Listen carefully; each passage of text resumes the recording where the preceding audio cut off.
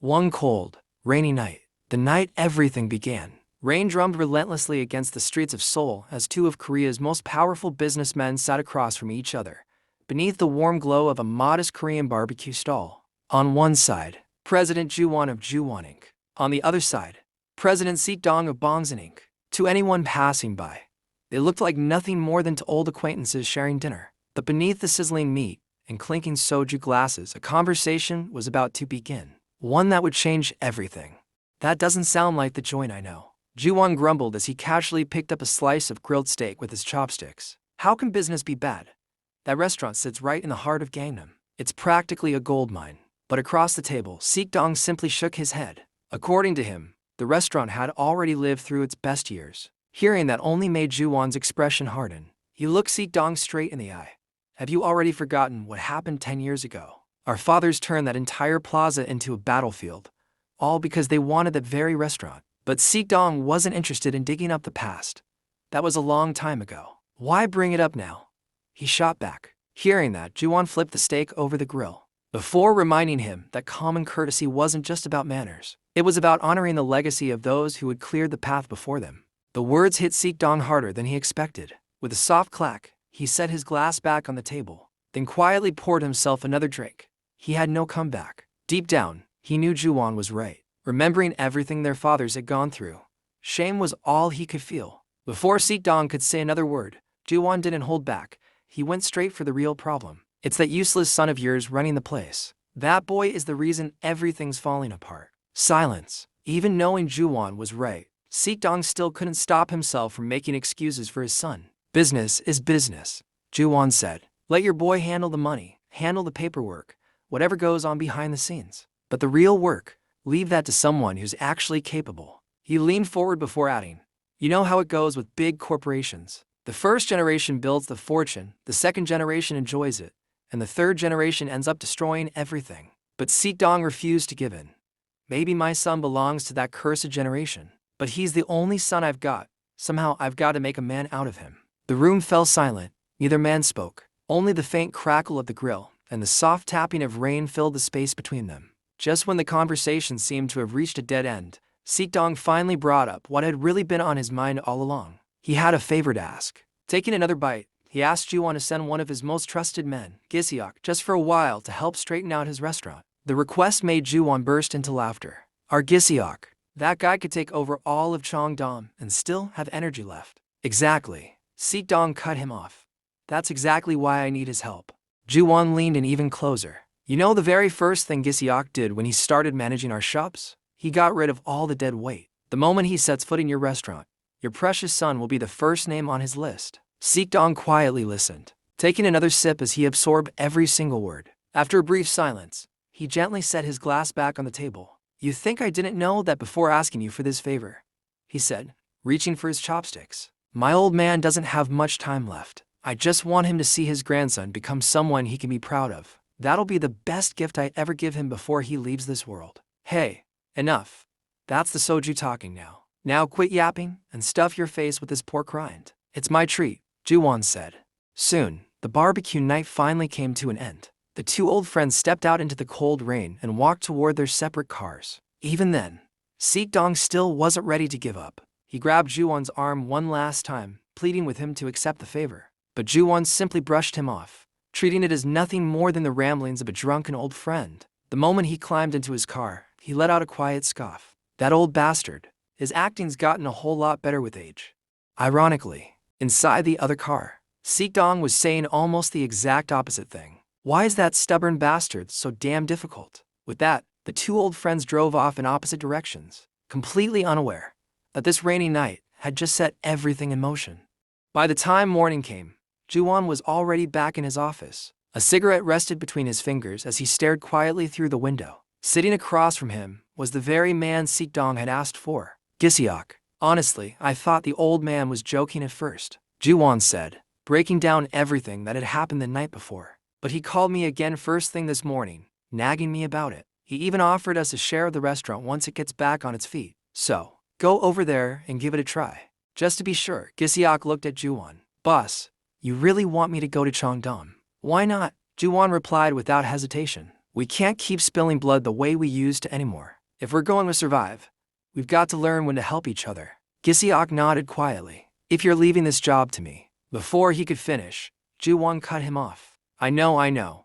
President Seok already told me. He's fine with you handling things your own way. So, you've got nothing to worry about. Gizio fell silent for a brief moment.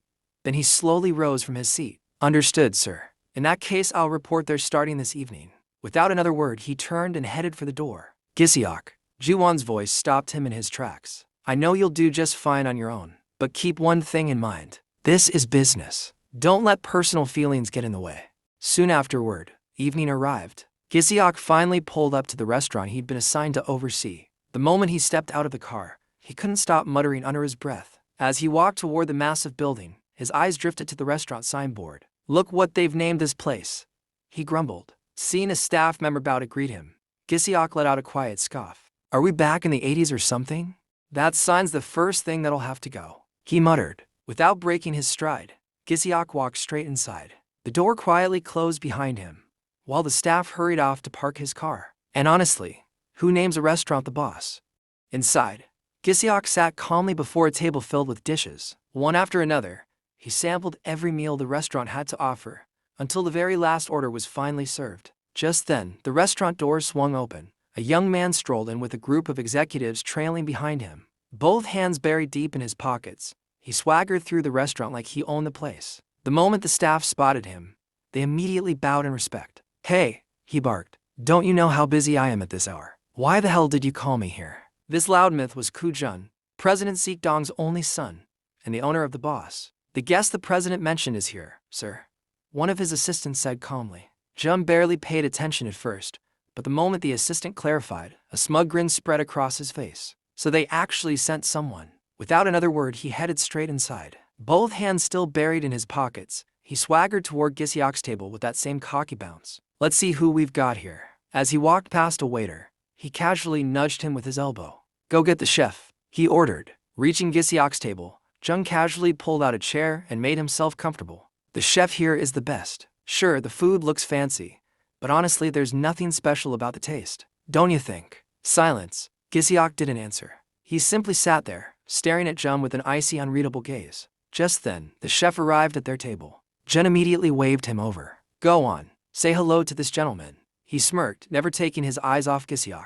Before another word could leave his mouth, Gizio cut him off with a compliment to the chef, then carried on the conversation without sparing Jun so much as a glance. Holding up the menu, Gizio pointed to the prices. Did you set these prices yourself, chef? Here's the thing. Jun cut in before the chef could answer, speaking as though Gizio had been talking to him all along. He launched into yet another one of his endless speeches, going on about how expensive everything had become in the city. If the prices were any lower, customers would start thinking something was wrong. Before he could say another word, Gizio cut him off again. His attention never left the chef.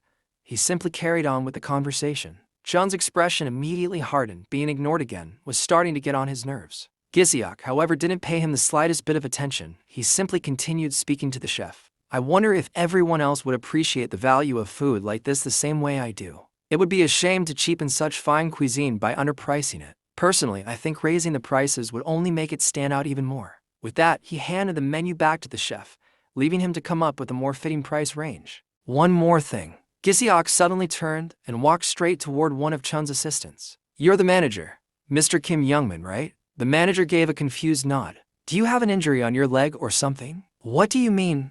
He muttered. Thud. Gizio's kick slammed straight into his leg. Stand up straight, walk like you've got some dignity. Do you want your guests thinking this place is run by a bunch of thugs? Gizio didn't stop there. His voice rang out once again. Replace the playlist.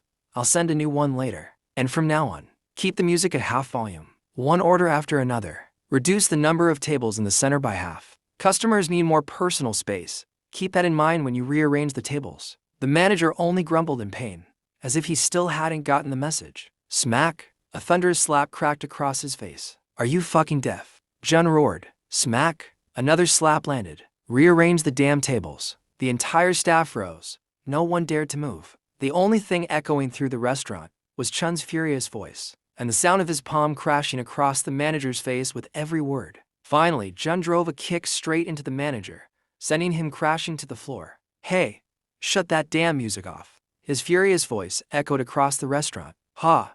These idiots are hopeless. With that, he stepped right up to Gizio. Sliding a hand into his suit pocket, he pulled out a cigarette and a lighter. Still running his mouth, he casually flicked the lighter and lit the cigarette. Taking a slow drag, he leaned in, then deliberately blew the smoke straight into Gizio's face, a thick cloud swallowing him whole. A smug grin spread across Chun's face. So, was there anything else you wanted fixed? You. Gizio's voice cut through the cloud of smoke. Smack! A thunderous slap exploded across the restaurant. His palm crashed square into Chun's face, sending the cigarette flying from his mouth. Chun stumbled backward. What the? He barked, one hand clutching his burning cheek. Meanwhile, Gizio slowly raised his hand. If Gi-Jun wanted to fix people, then he'd start with him. The next second, the entire restaurant erupted into chaos. Chun's staff, and the men under his command, came charging in from every direction. Chairs, wooden bats, anything they could get their hands on, crashed toward Gizio. But no matter what they threw at him, he effortlessly parried every single attack. His fists showed no mercy. Anyone reckless enough to get close was met with an instant counter. Whoosh, grab, whop, crash. Within moments, the restaurant had turned into a battlefield. One man against countless armed staff. Yet even as wooden bats came crashing down on him, he barely flinched. Amid the chaos, Jung could only stand there, his eyes stretched wide in disbelief, unable to believe a single man could be this strong. Meanwhile, the news had already spread. Miles away, another man received the report over the phone. His name, Chun Seok, executive director of Bongs Inc.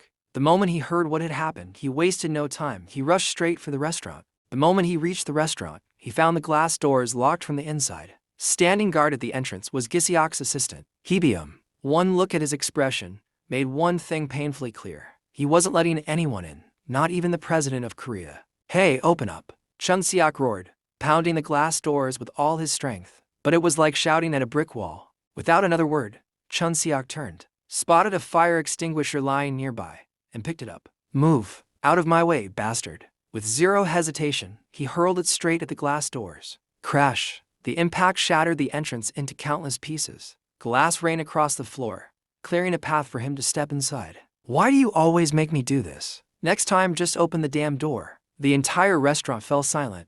It was as if time itself had stopped. Every pair of eyes turned toward the man who had just walked in. Hey, Gizio, why didn't you tell me you were coming? He spoke so casually, you'd think the two of them were old friends catching up. Before he could say another word, Gizio's cold voice cut him off. Wait outside. I'm not finished yet. Chun Seok simply smiled, patting him lightly on the shoulder. You've done enough already.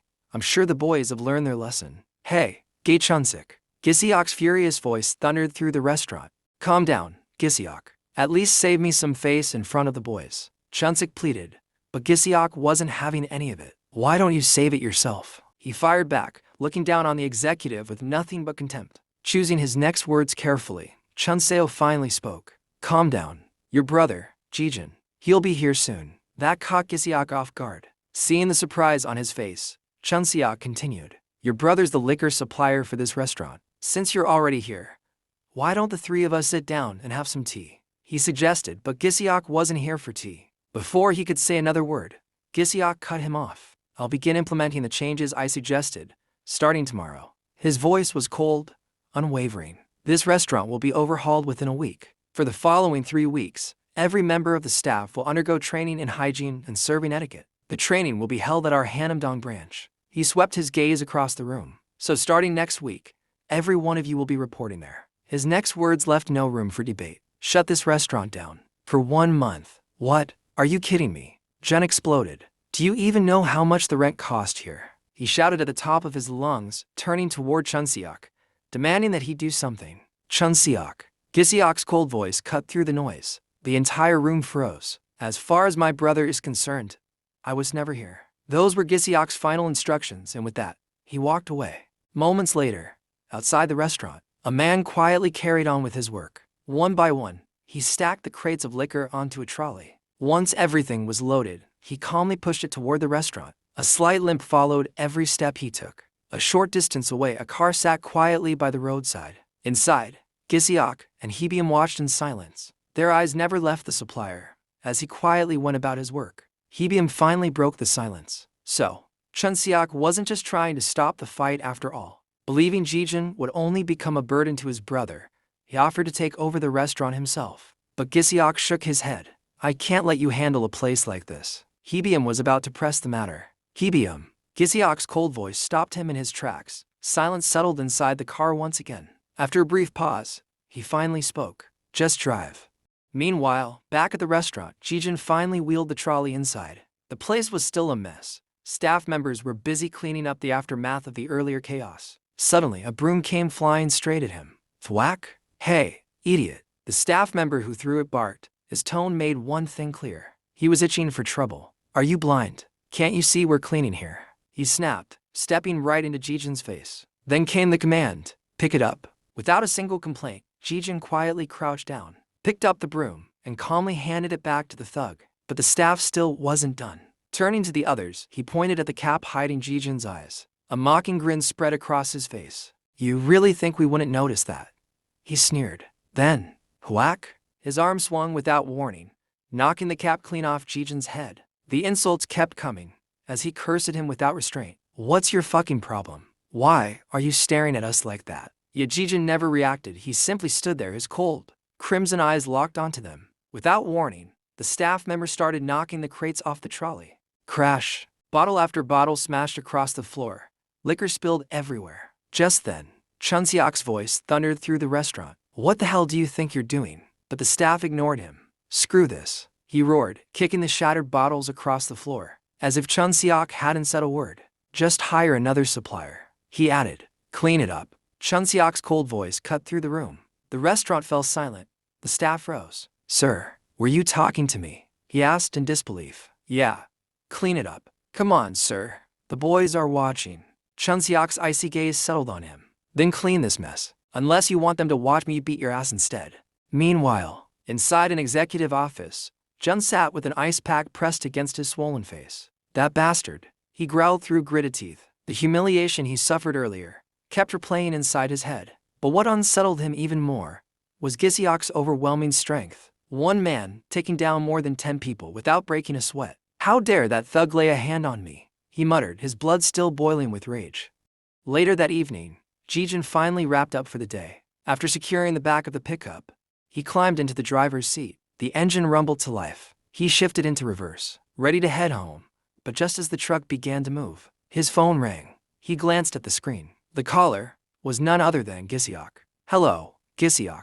Gi-Jun greeted, slipping on his earphones. The two brothers chatted as if no time had passed. A warm smile slowly crept across Gi-Jun's face. Even a faint blush couldn't hide how happy he was. The conversation carried on as he drove through the evening streets. Meanwhile, miles away, Gizio remained inside his office. Standing before the floor-to-ceiling glass, he stared down at the city below. A glass of wine rested in one hand, the phone in the other. For once, the coldness in his eyes had softened. Gi-Jun, I'm planning to leave this place.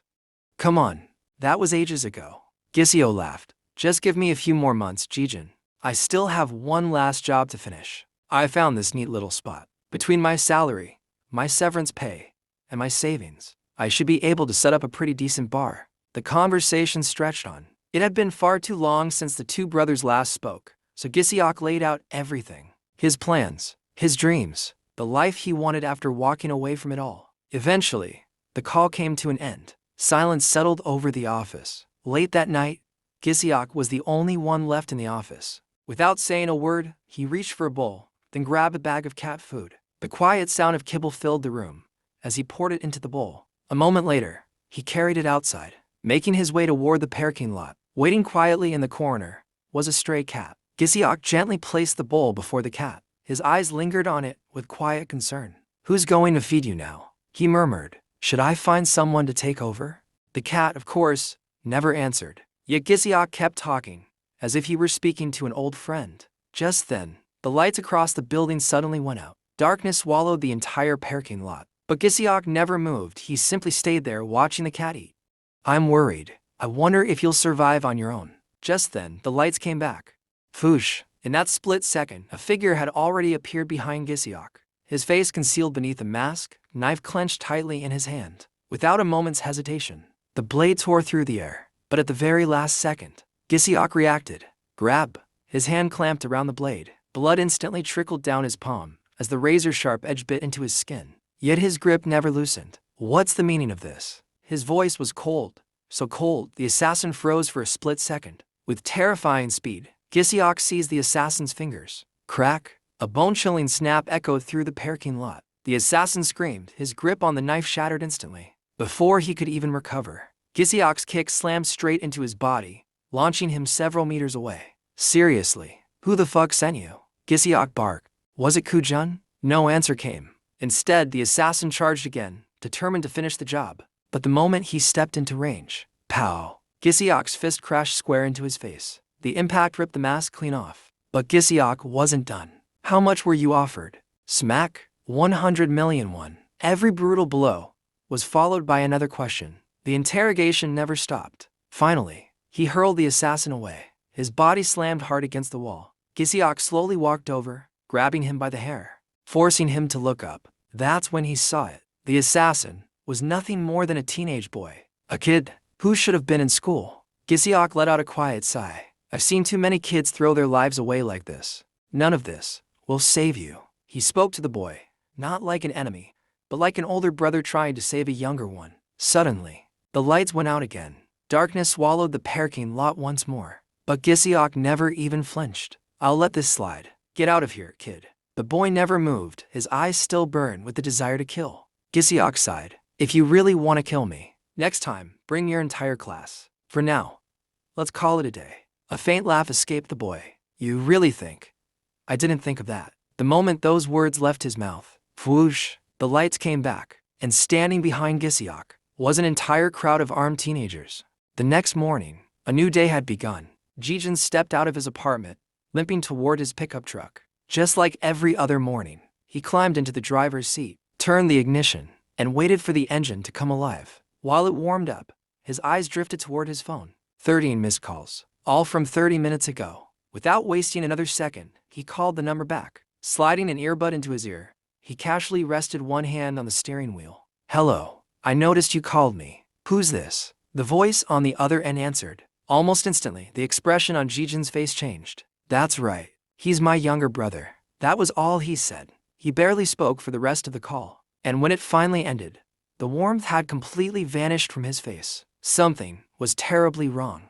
Not long afterward, Gi-Jun arrived at the police station. Before long, a police officer came out to meet him. After a brief exchange, the officer silently led him deeper into the building. Neither of them spoke another word. Eventually, they stopped in front of a closed room. Inside, lying motionless on a cold steel table, was his younger brother, Gizio. For a brief moment, Gi-Jun simply stood there, unable to process what he was seeing. The officer finally broke the silence. According to our investigation, the suspect got into an argument with your brother after he confronted him for smoking in front of his restaurant. The suspect claims it was all an accident caused by depression and mental instability. Since you insisted on seeing him first, we haven't transferred the body to the forensic department yet. The officer kept talking. Every word fell on deaf ears. Gi-Jun could only stare at his younger brother, lying motionless on the cold steel table. Without another word, Gi-Jun reached for the white sheet. The officer quickly stepped forward. Wait, don't. But Gi-Jun never stopped. He pulled the sheet away. His eyes remained fixed on the face beneath it. He's my brother, he said quietly.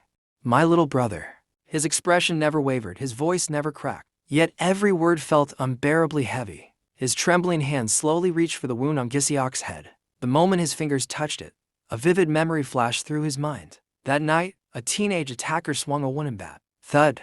The blow smashed directly into Gizio's head. Every time Gi-Jun's hand brushed against another scar, another piece of that night came rushing back. Gizio had stood alone, against countless armed teenagers. Teenagers who came at him with nothing but murderous intent. His hand stopped at the scar beside Gizio's eye. Another memory surfaced. A knife flashed through the darkness. At the very last second, Gizio tilted his head. The blade missed its mark, but its edge still grazed his eye. Ignoring the pain, he answered with a devastating counterattack. But before he could regain his footing, wham! Another blow crashed into his collarbone, leaving behind a scar that would never fade.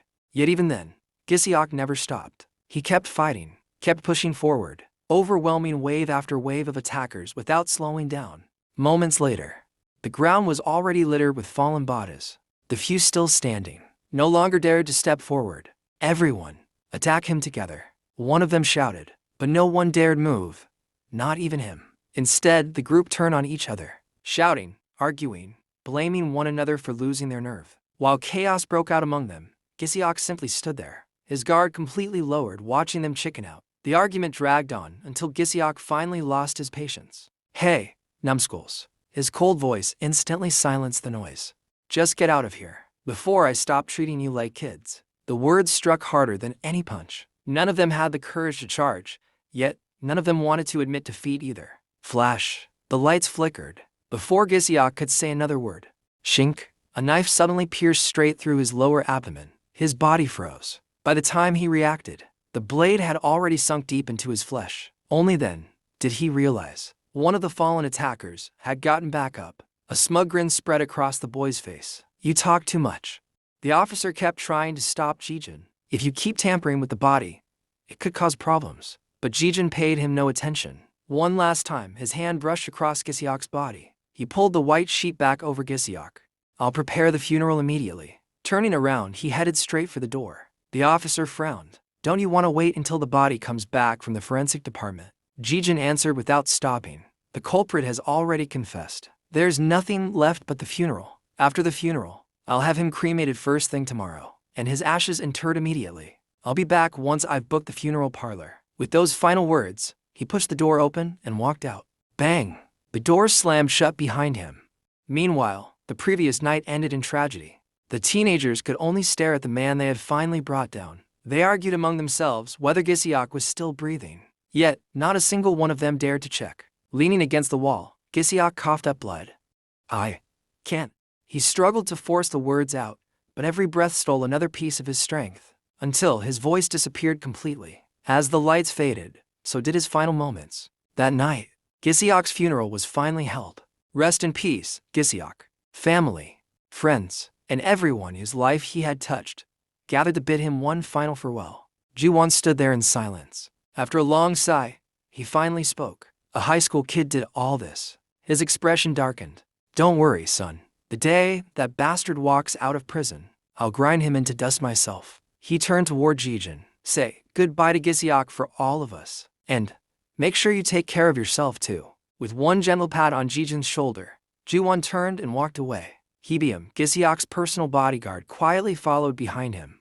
Outside, a heavy drizzle blanketed the night. Before stepping into the rain, Gi-Jun suddenly came to a halt. He pulled out a cigarette. "Go back inside. Stay with Gizio until the very end."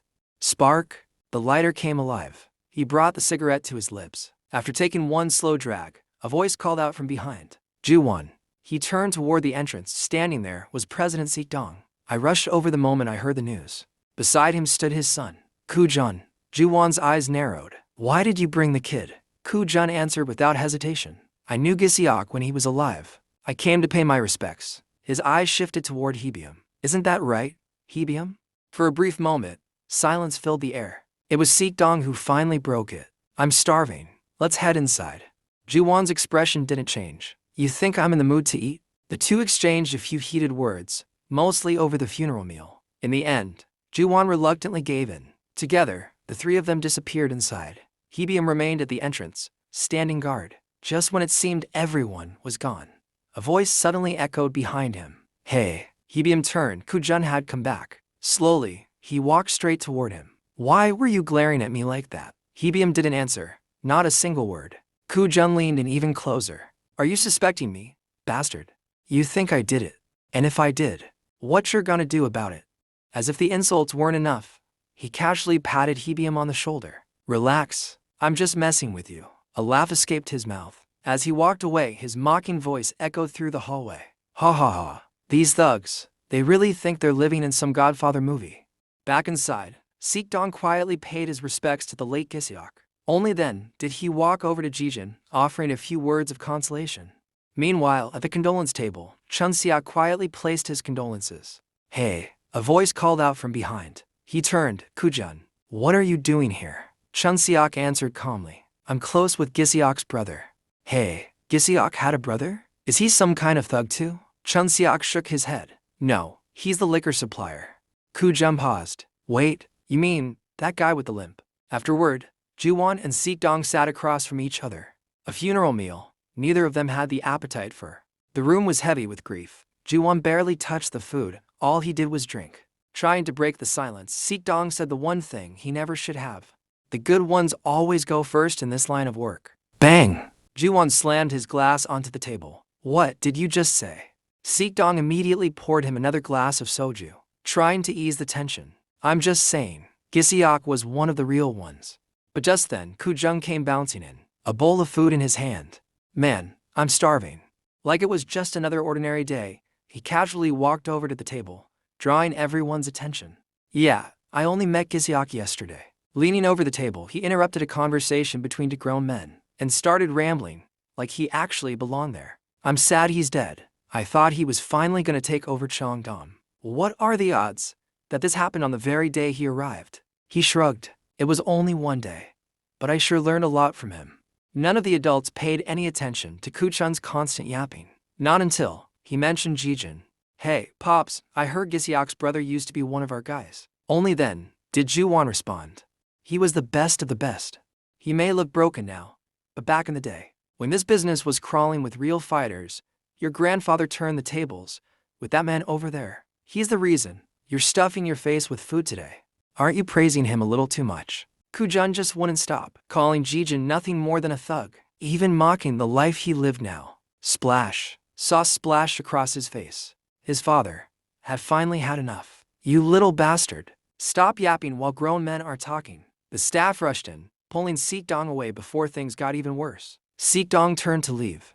As he walked away, Ji-won called after him. Keep your son under control. And just like that, Gi-Jun was dragged out of the funeral parlor, after turning Gizio's funeral into a complete disgrace. Outside, the rain still hadn't stopped. Beneath a small shelter, Chun-seok stood beside Gi-Jun. The two quietly shared a cigarette. Good thing you finally quit smoking, Chun-seok remarked. How did a chain smoker like you pull that? Chun-seok. Gi-Jun cut him off. I know, it might not be easy for you to be honest with me, but tell me the truth. Who killed Gizio? The moment Gi-Jun got home, he was already on the phone, thanks to the intel Chun-seok had given him. After exchanging a few greetings, he got straight to the point. I need you to hook me up with some young thugs. No, it's not what you think. Someone I know called in a favor during the funeral. I owe him too much. I couldn't turn him down.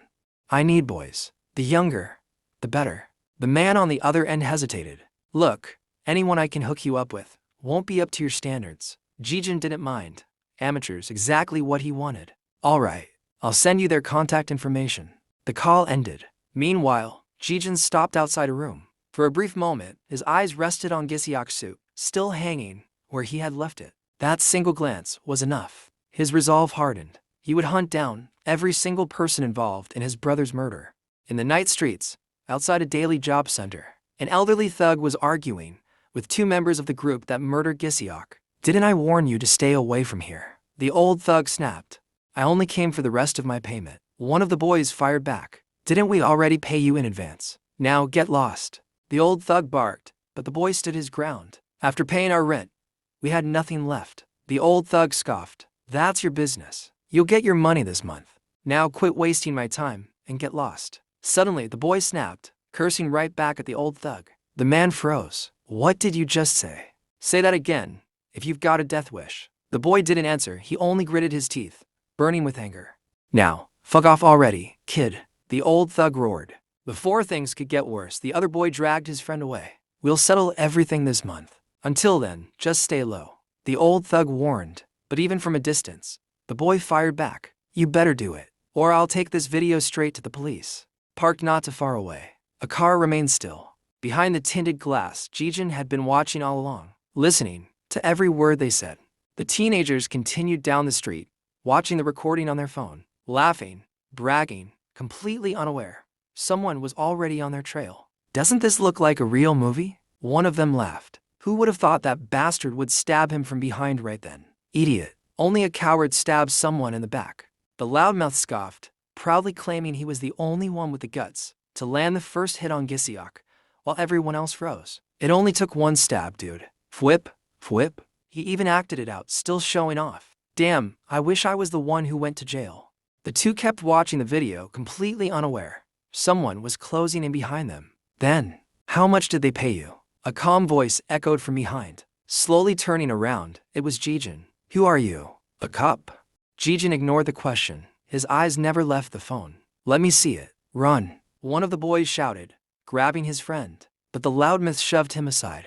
Relax, idiot, he scoffed. Can't you see?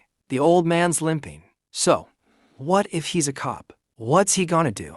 Still laughing, he waved the phone in front of Gi-Jun. You wanna see this? Do you even know what's on here? Who the hell are you anyway? Still running his mouth. Before he could say another word, Gi-Jun cut him off. I'm his brother. Silence. The older brother of the man you killed. Yet, not a single one of them looked afraid. A few hours earlier, before tracking the others down, Gi-Jun paid a visit to the only one who was lucky enough to be behind bars. The teenager who had started the attack on Gizio. Sitting across the prison glass, Gi-Jun tried to get answers. But the kid wasn't interested in talking. Even after learning Gi-Jun was Gizio's older brother, not a trace of fear crossed his face. So, you're his brother? The teenager smirked. What took you so long to come see me? From that moment on, every question Gi-Jun asked was met with another joke, another insult, another smart remark. Fuck. I think we're done here. I'm going back to my cell. His attitude only fueled Gi-Jun's anger. The prison glass between them was the only thing keeping the kids safe. Do you think? Gi-Jun's voice turned ice cold. You're in some kind of movie, kid. With that, Gi-Jun had heard enough. In one brutal motion, he crushed the loudmouth's balls. The boy's scream echoed through the tunnel. Looking down at him, Gi-Jun repeated the same question. You think you're the hero of some movie? But do you even know how that movie ends? His grip never loosened, his voice never wavered. The other boy froze, his legs trembling uncontrollably. Mustering every ounce of courage, he charged at Gi-Jun. A mistake. Gi-Jun effortlessly sidestepped the attack, then whipped his legs out from under him. Before the kid could recover, a crushing kick slammed straight into his face. Gi-Jun picked up the phone. I'm taking this. He turned to leave, but the brat couldn't keep his mouth shut. Another curse flew out, but before he could spit out another word, Gi-Jun's filthy hand smeared across his face. You little brats, cursing is all you know how to do. Suddenly, the kid reached into his shoe and pulled out a knife. Fuck you. He lunged straight at Gi-Jun, but Gi-Jun didn't even blink. Crunch. The kid's finger folded instantly. The knife clanged onto the pavement. Now, that's better. Without hesitation, Gi-Jun drove his thumb straight into the boy's eye. Squelch. It burst like a grape. The alley exploded with screams. I'll turn myself in. The kid collapsed, clutching his ruined eye. I'll confess. I'll tell the police everything. Gi-Jun didn't answer, and somehow, that silence terrified him even more. Before the boy realized it, Gi-Jun was already behind him, grabbing his leg. The kid begged, promised, swore he'd cooperate. Gi-Jun wasn't listening. Come on, since when were we law-abiding citizens? People like you and me. We settle things ourselves. Slash. Blood splashed across the pavement as another gut-wrenching scream echoed through the alley. Back at the daily job center, the thugs were already gathered around the table. Their boss sat in the middle, casually stuffing his face, while the others ate and talked. But what if those kids really go to the cops with that video? Relax. You really think they're dumb enough to throw themselves in jail? Maybe not. But what happens after we pay them? One of those brats is crazy. What if he starts blackmailing us with the video? And if he does? No, he's got a point. We can't let that video make the rounds. When we deliver the money, we silence every last one of them. What I still don't get is, why would those idiots film someone getting killed in the first place? Kids these days, they've got no real guts, but they've sure got messed up heads. Right then, jingle. The alarm bell above the entrance rang. The room fell silent. Every head turned toward the door. Gi-Jun, quietly stepping inside. Byung-cheol sent me. The boss frowned. Byung-cheol, he sent you here. After getting his answer, the boss gestured toward an empty seat. We're still eating. Hang on for a bit, we'll be with you soon. Without another word, the thugs went right back to eating, like Gi-Jun wasn't even in the room. Watching them feast so comfortably, Gi-Jun spoke again. Then, let's talk while you eat. I'm in a hurry. Nobody acknowledged him. You'll have to wait. The boss shrugged. Then, they carried on with their conversation. Think about it. How much do you think we'll make if we offer to take those kids out ourselves? The boss raised his chopsticks, about to dig back into his meal. But the bowl suddenly slid away. The tablecloth had shifted. At the other end of the table, Gi-Jun's fingers tightened around the edge of it. His cold voice cut through the room. From this moment on, every single one of you will listen carefully to what I'm about to say. His crimson eyes swept across the room. And with that, today's recap comes to an end. Subscribe to OTAKUFAM. More action-packed Manhwa recaps are on the way. Trust me, you won't want to miss the next one.